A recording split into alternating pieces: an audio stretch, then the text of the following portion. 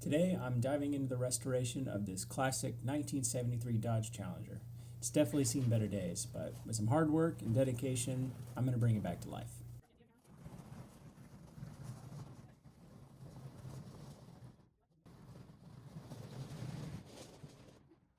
The process begins with stripping it down for media blasting. This will give me a clear view of what rust repairs will be needed. It also helps with revealing all of the spot welds so I can remove the panels much easier.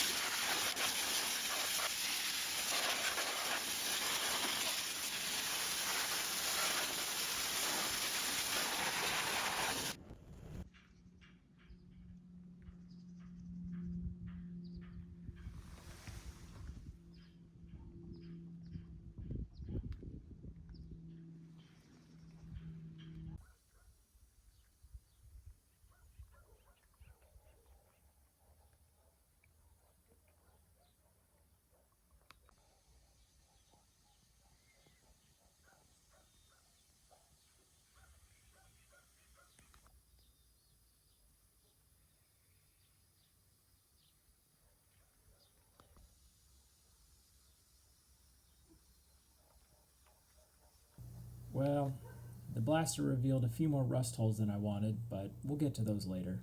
For now, I'm going to focus my attention on the floor pan. I use a plasma torch to cut out the floor around the frame rails and remove it piece by piece. This ensures that I don't damage the frame rails and makes it very easy to come back and pop off those old spot welds with a hammer and chisel.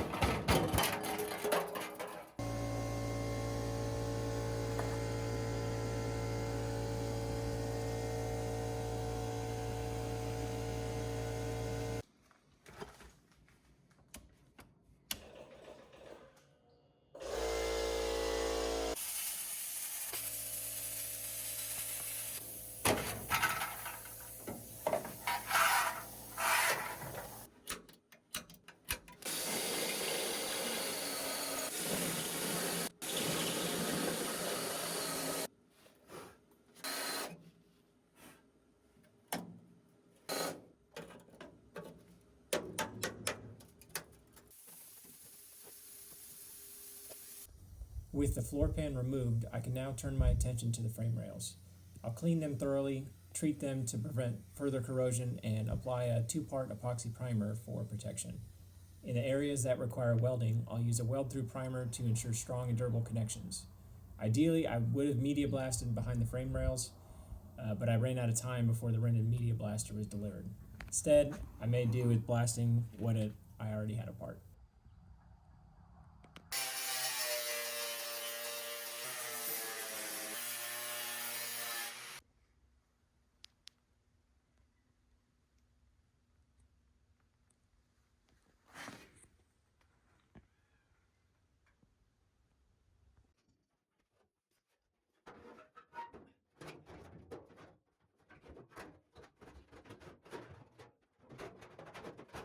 I test fit the new floor pan to see what adjustments, if any, need to be made. Then I mark the underside to show where the frame rails are located.